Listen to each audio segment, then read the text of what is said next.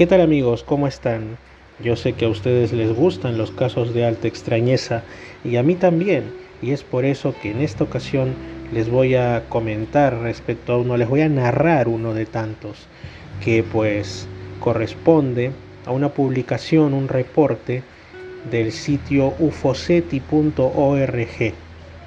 Este hecho ocurrió en la Federación Rusa y ha sido reseñado también por el investigador Albert Rosales desde Florida en su grupo de Facebook, que les recomiendo totalmente, Humanoids, UFOs and Other Strange Phenomena, que pues a Albert Rosales lo hemos tenido en varias ocasiones en mi programa de radio Misterios al Anochecer, y pronto también va a estar, aunque adelantándonos a esa siguiente entrevista les voy a comentar ya este caso. Bueno, ¿en qué lugar ocurrió? En la región de Novosibirsk, en Rusia, concretamente en las cercanías de un sitio llamado Pichugovo. Entendemos que Pichugovo, ya sea en algún idioma o dialecto de los tantos que se hablan en Rusia o en el propio ruso, ha de significar algo interesante, aunque por supuesto en español yo los conozco, yo sé cómo son ustedes, han de haber soltado una risilla cuando les he mencionado Pichugovo. Pero recuerden, no está en español, mucho menos en alguna de las variantes del español peruano, sino en algún idioma de la lejana Federación Rusa. Pichugovo. Pues bien, ¿qué ocurre ahí? Un 27 de agosto de 1983, hace 40 años, ya era de noche o prácticamente de noche. Aquí se encontraba Alexander Popov, su esposa y algunos parientes cercanos que, como cada fin de semana, viajaban a un bosque de pinos, por ahí en las zonas conocidas como Karakan, Spirinsky y también al embalse de Ob. Bueno, el testigo principal, Alexander Popov, su cuñado, Anatoly, así se llamaba, el hermano de Anatoly y su padre, entre otros, fueron a pescar. Así que tomaron prestada una lancha a motor de parientes locales y viajaron a una de las muchas pequeñas islas que tiene el embalse ya mencionado, el embalse de Ob. Montaron su tienda de campaña y mientras estaban pues con todo el tema de preparar los utensilios de pesca, observan un extraño fenómeno en el cielo, en el aire, aunque no estaba tan cerca tampoco del agua, estaba sobre una de las tantas islas y se trataba de dos esferas blancas. Los hombres intentaron determinar el tamaño de las esferas y calcularon que podían tener unos entre 10 a 15 metros de diámetro, ¿no? Después de rondar por el lugar durante algún tiempo, esas dos esferas comenzaron lentamente a moverse por el embalse y desaparecieron detrás de una de las muchas islas.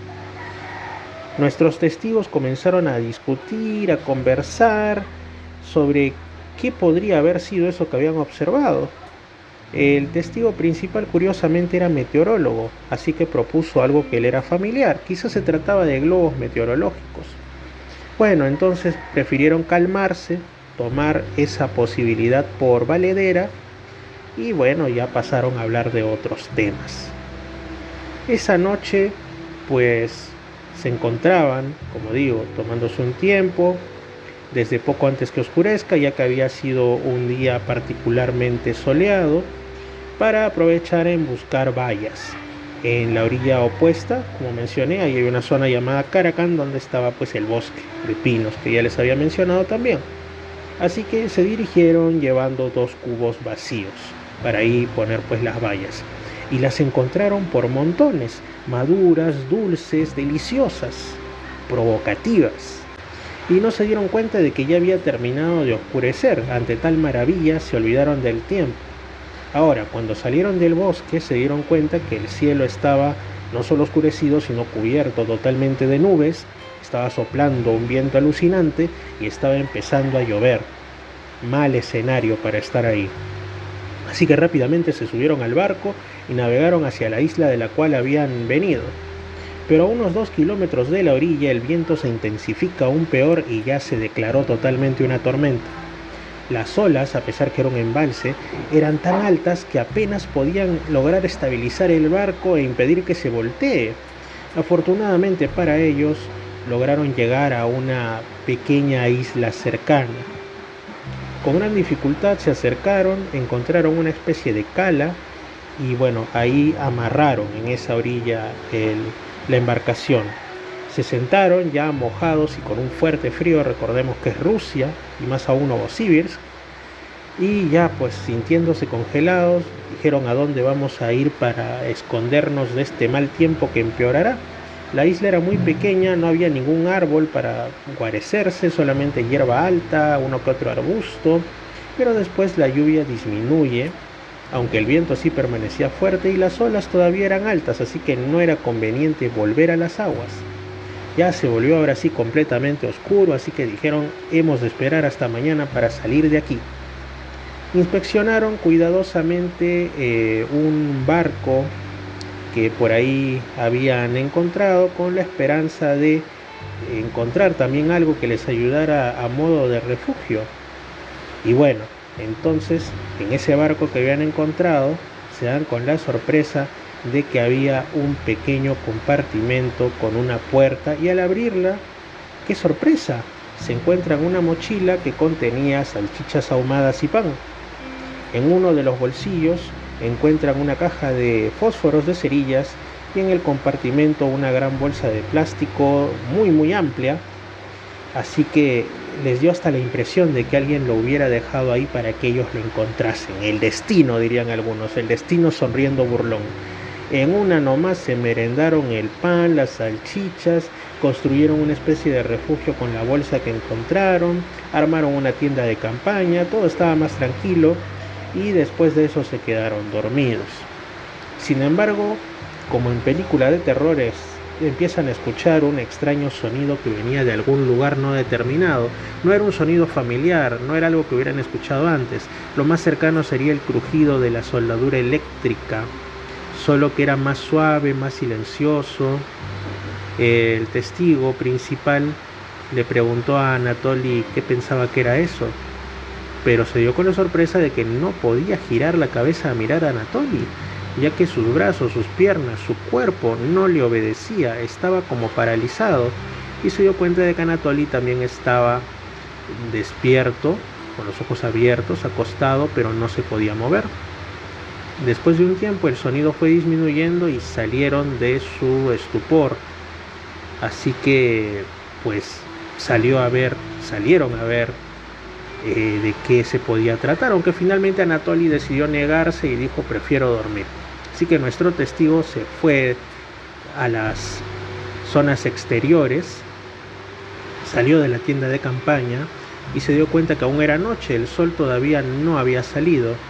En el este una pequeña franja iluminaba el bosque y al otro lado, al otro extremo de la isla, vio una extraña esfera brillante, alrededor de la cual parecía haber varias personas reunidas, así que le dio curiosidad a ver quiénes eran esos extraños alrededor del aún más extraño objeto y se acercó. Y ya se dio cuenta de que se trataba de un objeto que no era convencional, diríase hasta sobrenatural, aunque por algún extraño motivo, como en tantos avistamientos ovni, sintió algo que lo atraía hacia el objeto. No sentía miedo, lo que hubiera sido natural.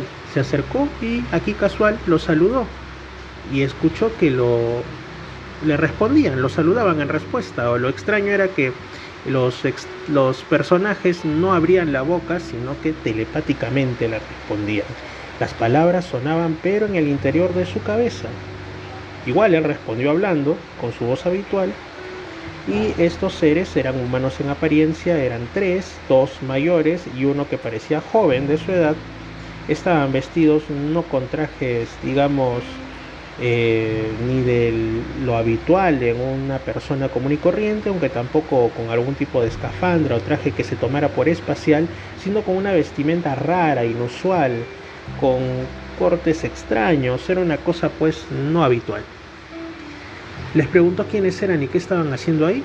Solamente el más joven de estos personajes le respondió telepáticamente, lo tomó por el codo, lo llevó un poco a un lado, le dijo su nombre y le empezó a decir que él era un personaje, un sujeto junto con sus compañeros que venían de otro planeta. Así que empezó a describir ese lejano mundo. Le pareció al testigo que esto que le comentaban era interesante, que era confiable, franco y respetable. Así que de pronto el visitante comenzó a interrogar al testigo sobre muchas cosas y él también le respondió con la total sinceridad. Se sentía muy a gusto nuestro testigo parado al lado de ese objeto de otros mundos y hablando con ese joven tan amable. No sabe cuánto tiempo pasó, aunque había la sensación de que el tiempo se hubiera detenido más bien. Al final de su conversación, el visitante lo toma por el codo otra vez y lo lleva hacia sus otros dos extraterrestres compañeros, que habían estado en realidad como trabajando, cuchicheando, haciendo cosas, investigando cerca de la esfera todo ese tiempo, y les dijo, bueno, aquí hay otro muy adecuado para ustedes. Y uno de ellos, uno de los extraterrestres entre comillas, le responde, ¿cómo así? Y entonces el joven le responde, hablé con él, no podemos encontrar un mejor espécimen que este. Pero los otros le dijeron que el testigo no era adecuado porque era difícil hipnotizarlo. El testigo había estado oyendo absolutamente todo y se sintió indignado por cómo se refirieron a él, como si fuera un espécimen. Estaba bastante triste porque confió en ese joven de otros mundos. Así que les respondió valientemente, ¿saben qué? Yo no soy ni un objeto ni un espécimen. Este es mi planeta, esta es mi tierra. Nací aquí, vivo aquí y no iré a ninguna parte con ustedes. Soy un hombre, un ser humano, un terrícola. Adiós, ya no quiero hablar con ustedes. Dicho esto así valiente, se dio media vuelta y volvió a su tienda de campaña. Cuando ya estaba entrando a la carpa, pues escuchó un zumbido detrás de él y miró a su alrededor solo para observar que la esfera estaba brillando con muchas luces y se alejaba rápidamente del lugar. Pronto desapareció completamente de su vista.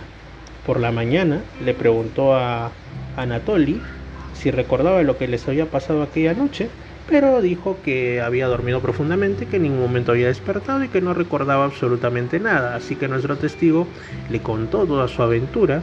Anatoly no le creyó y le dijo, a lo mejor lo has soñado y estás hablando cosas que no son reales. Pero por si acaso decidieron examinar el lugar donde supuestamente habían pasado las cosas y quedaron confundidos y sorprendidos a partes iguales, porque donde la esfera había aterrizado encontraron 3 grandes, profundos y redondos agujeros en el suelo y la hierba alrededor estaba completamente seca, amarilla. Un comentario que quiero hacer al respecto de esto, amigos, va en la línea de cómo algunas recientes hipótesis sobre el origen del fenómeno ovni y estos encuentros tan extraños, cuál sería su naturaleza, ¿no? ¿Cuál sería su naturaleza? Y se le equipara a, por ejemplo, lo que antes se llamaban encuentros con ángeles, demonios, con el diablo, con la Virgen, con Jesús, o con seres feéricos, seres espirituales, o a medio camino entre este y otras dimensiones donde la fantasía se hace real. Ustedes recordarán muchos casos en los que incluso se suele decir eso, ¿no? Se suele decir incluso dentro de las iglesias, instituciones religiosas, etcétera, que el diablo, el demonio, los espíritus inmundos, malignos, no pueden obrar sobre ti, no pueden poseerte, no pueden tomarte, a menos que tú les des permiso, a menos que tú les ofrezcas o asientas a que hagan ellos su voluntad sobre ti, renunciando a la tuya propia. Es muy curioso cómo en muchos casos de estos, los supuestos extraterrestres es como si fuesen los antiguos demonios, ¿no? Este testigo del caso que les he narrado se negó, se indignó, les dijo que no iría a ningún sitio, y esa negativa, cuando él se va, hace que estos seres de otros mundos supuestamente se vayan en su ingenio volador, desaparezcan, casi que se ahuyentasen, o que se dieran cuenta que sin esa, digamos, sin ese permiso no podían. También ustedes recuerdan los casos de los llamados como niños o chicos de ojos negros, ¿no? Estas figuras a medio camino para algunos entre lo extraterrestre y lo demoníaco, que piden permiso a los testigos para ingresar a sus autos, a sus casas, incluso como si trataran de manipularlos hipnóticamente, que también se menciona esto en este caso, y el testigo tiene que ponerse fuerte y decirles que no, y si les dice que no, ellos no pueden atravesar el umbral de su auto, de su casa. Muy raro, ¿no? Curiosas coincidencias, pero también se nos ha dicho muchas veces en la sabiduría popular que las casualidades y las coincidencias no existen. ¿Ante qué naturaleza, ante qué extrañas entidades nos estamos enfrentando, amigos? Y digo nos estamos porque en el momento menos pensado nosotros podemos convertirnos en protagonistas de estos hechos o de otros, inclusive tanto o más extraños y quién diría si peligrosos, que ni imaginarnos podemos. Un fuerte abrazo, amigos.